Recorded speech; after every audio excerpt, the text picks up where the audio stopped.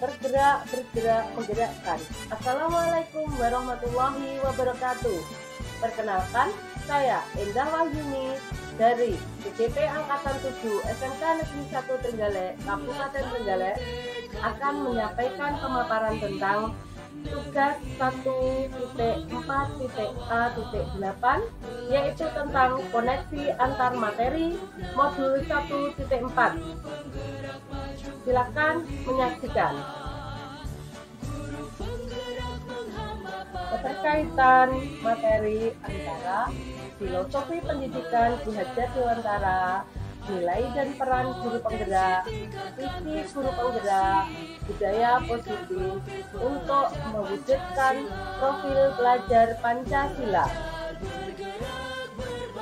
Materi pada modul 1.1 adalah tentang filosofi pendidikan Ki Hajar Dewantara. Saya tarik kesimpulan bahwa dalam materi tersebut adalah 1. Anak adalah kertas yang terisi penuh coretan, samar atau buram sejak lahir. 2. Guru harus memiliki sistem among. 3. Peran guru menerapkan trilogi pendidikan, yaitu Engarto Sungtulodo Ing Madya Mangunkarso Tuturi Handayani. 4. Belajar dengan menciptakan suasana yang menyenangkan sesuai dengan kodrat alam dan kodrat zaman. 5. Aspek kognitif bukan segalanya, tetapi harus diselaraskan dengan aspek afektif atau psikologi. Yang keenam, pembelajaran tidak harus di kelas. Pada modul 1.2 kita belajar tentang nilai dan peran guru penggerak. Adapun kesimpulannya adalah nilai guru penggerak ada 5. 1. Berpihak pada murid. 2. Mandiri. 3. Reflektif. 4. Kolaboratif. 5. Inovatif. Sedangkan peran guru penggerak adalah 1. Menjadi pemimpin pembelajaran. 2. Mewujudkan kepemimpinan murid. 3. Mendorong kolaborasi. 4. Menjadi coach bagi guru lain. 5. Menggerakkan komunitas praktisi. Sedangkan modul 1.3 yaitu tentang visi guru penggerak. Pada materi visi guru penggerak, pelajaran yang bisa saya ambil adalah 1. Pengertian. Visi merupakan suatu tulisan yang di dalamnya terdapat pernyataan, cita-cita, dan harapan tentang bagaimana murid di masa mendatang.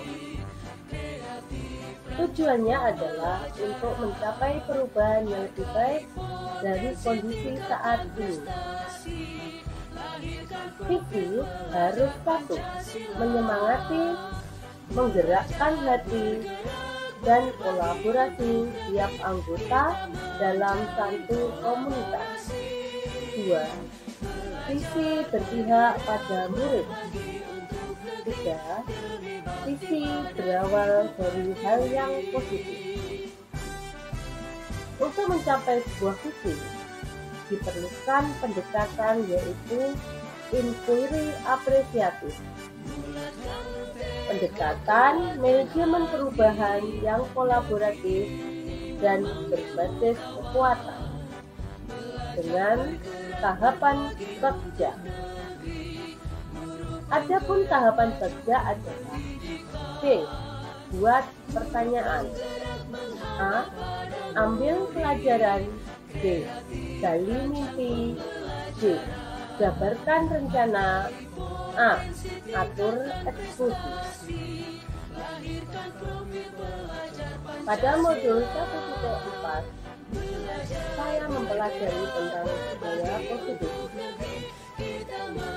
Hal ini berawal dari berdasarkan pada penerapan tahapan Bakja memunculkan murid rasa aman dan nyaman, mampu berpikir, bertindak, dan mencipta sebagai proses memerdekakan dunia. Sehingga murid mampu mandiri dan bertanggung jawab. Bisa ditarik kesimpulan dari mempelajari modul 1.1, modul 1.2, modul 1.3, dan modul 1.4 adalah seorang guru penggerak haruslah mampu memahami nilai dan peran guru penggerak untuk mewujudkan visi yang disusunnya berdasarkan filosofi pemikiran Ki Hajar Dewantara, yakni berpihak pada murid. Sebuah visi akan tercapai bila terukur, konkret, sistematis, dan terencana. Maka diperlukan pendekatan inquiry apresiatif dalam kurung pendekatan berbasis kekuatan dan kolaboratif dengan tahapan Bakja.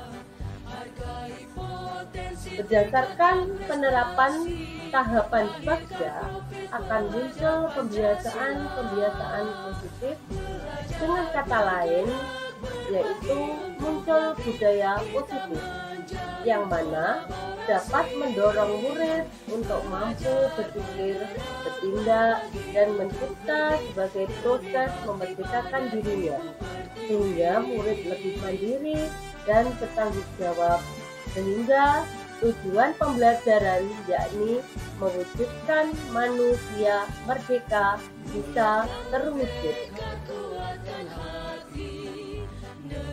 Refleksi pertanyaan. Pertanyaan 1. Sejauh mana pemahaman Anda tentang konsep inti yang telah Anda pelajari di modul ini, yaitu disiplin positif, teori kontrol, teori motivasi, hukuman, dan penghargaan, posisi kontrol guru, kebutuhan dasar manusia, keyakinan kelas, dan bukti kejar. Adakah hal-hal yang menarik untuk Anda dan di luar dugaan? Yang saya ketahui dari hal-hal tersebut adalah disiplin positif adalah pendekatan mendidik anak untuk melakukan kontrol diri dan pembentukan kepercayaan diri sehingga mereka bisa berperilaku dengan mengacu pada nilai-nilai kebajikan universal dan memiliki motivasi intrinsik bukan ekstrinsik. Teori kontrol adalah bahwa kebutuhan semua orang itu berbeda-beda. Setiap orang memiliki gambaran yang berbeda. Kita berusaha untuk memahami pandangan orang lain tentang dunia. Semua perilaku memiliki tujuan. Hanya diri sendiri yang bisa mengontrol diri. Kita tidak bisa mengontrol orang lain. Kolaborasi dan konsensus menciptakan pilihan-pilihan baru. Model berpikir ini adalah menang-menang. Teori motivasi.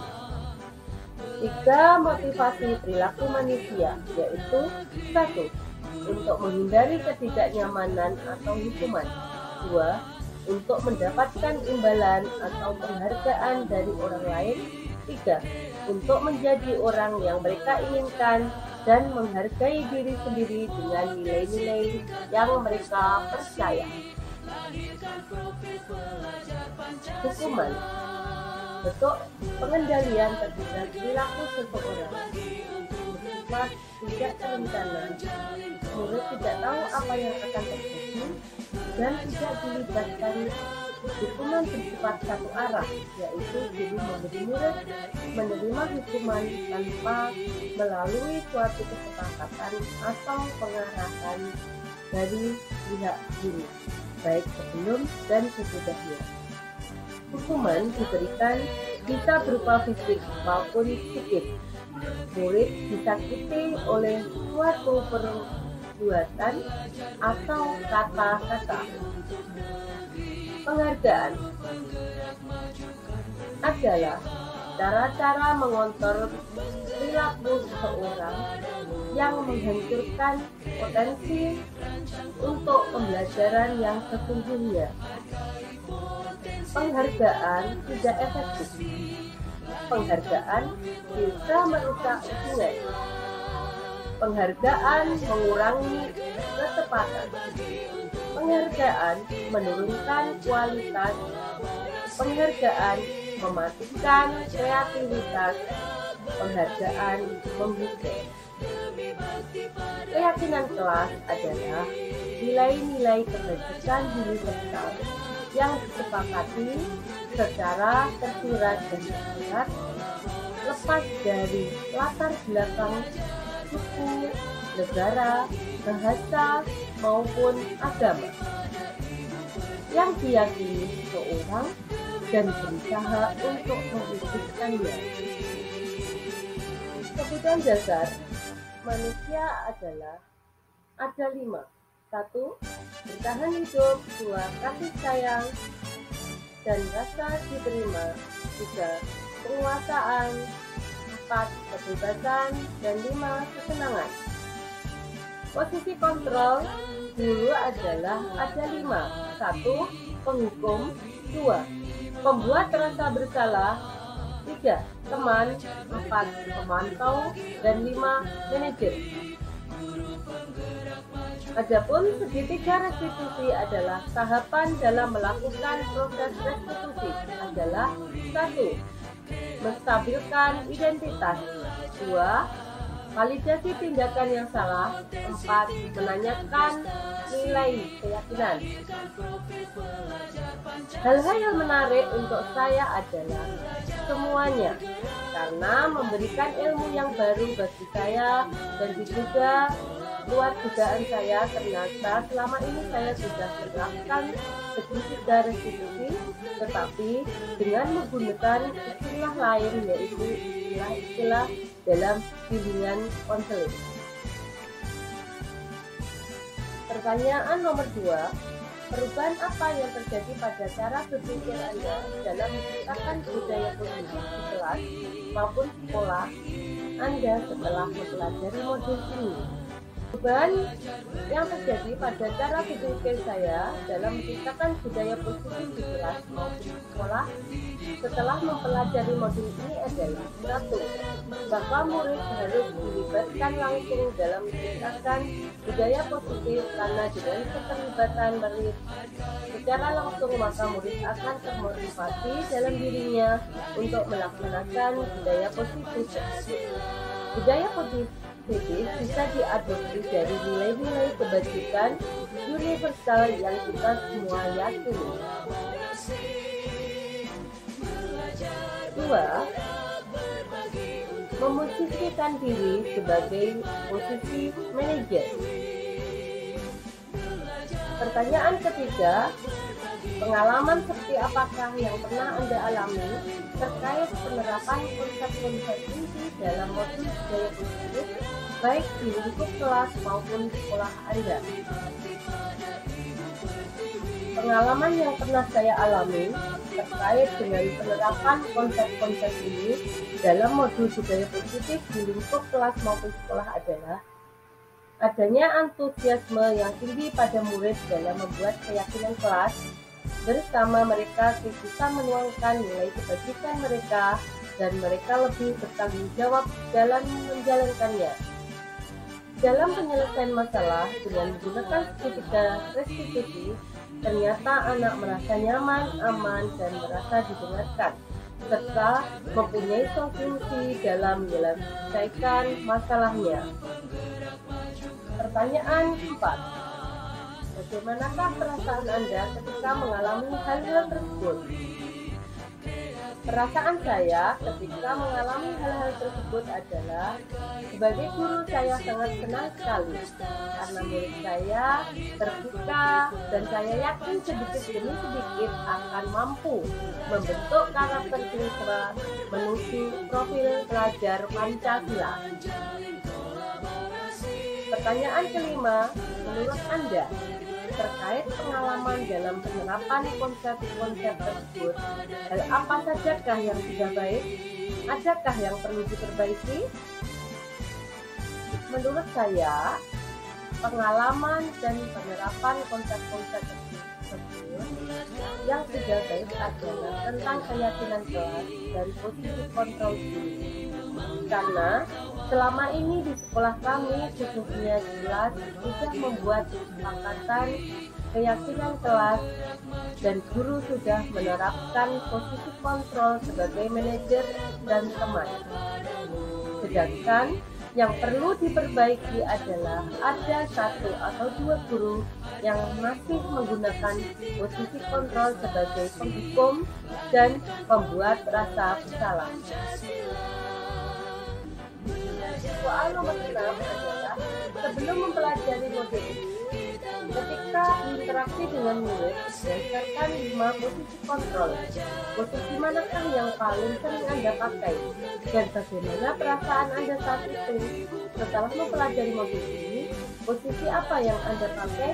Dan bagaimana perasaan Anda sekarang? Apa perbedaannya?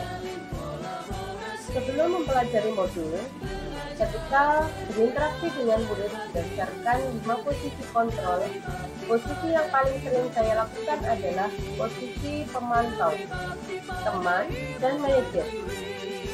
Perasaan saya saat itu adalah senang dan bahagia. Setelah mempelajari modul, saya akan memakai posisi manajer, tetapi ada kalanya diselingi dengan posisi sebagai teman. Perasaan saya sekarang adalah saya merasa tenang, dan bahagia karena diberi kesempatan untuk menjadi seorang guru. Perbedaan antara sebelum dan sesudah mempelajari modul, saya akan sama-sama menggunakan posisi manajer. Dulu perasaan saya tenang, tetapi setelah mempelajari modul ini, saya punya rasa yang mantap dan semangat yang tinggi dan punya harapan yang besar untuk terwujud sebuah budaya positif di sekolah. Soal nomor 7. Sebelum mempelajari modul ini, pernahkah Anda menerapkan segitiga restitusi ketika menghadapi permasalahan murid Anda? Jika iya, tahap mana yang Anda praktekkan dan bagaimana Anda mempraktekkannya? Sebelum mempelajari modul, sebenarnya saya sudah menerapkan segitiga restitusi dan langkah-langkah yang sama, yaitu menstabilkan identitas, validasi tindakan yang salah, dan menanyakan keyakinan. Pada intinya, walaupun kata-katanya berbeda, tetapi tujuan dan maksudnya yang sama. Dalam menangani masalah siswa, saya menggunakan teori-teori dalam konseling. Soal yang terakhir adalah nomor 8. Selain konsep-konsep yang disampaikan dalam modul ini, adakah hal-hal lain yang menurut Anda penting untuk dipelajari dalam proses menciptakan budaya positif baik di lingkungan kelas maupun sekolah? Hal-hal lain yang menurut saya penting untuk dipelajari dalam proses menciptakan budaya positif di lingkungan kelas maupun sekolah adalah: 1. Penggunaan teknik-teknik dalam komunikasi. 2. Kolaborasi yang baik antara guru dan sekolah. 3. Penyediaan sarana dan prasarana yang memadai. Demikian tadi pemaparan dari saya, Eza Wahyudi, PGP Angkatan 7 tentang koneksi antar materi modul 1.4. Semoga bermanfaat. Guru penggerak, tergerak, bergerak, menggerakkan. Terima kasih. Wassalamualaikum warahmatullahi wabarakatuh.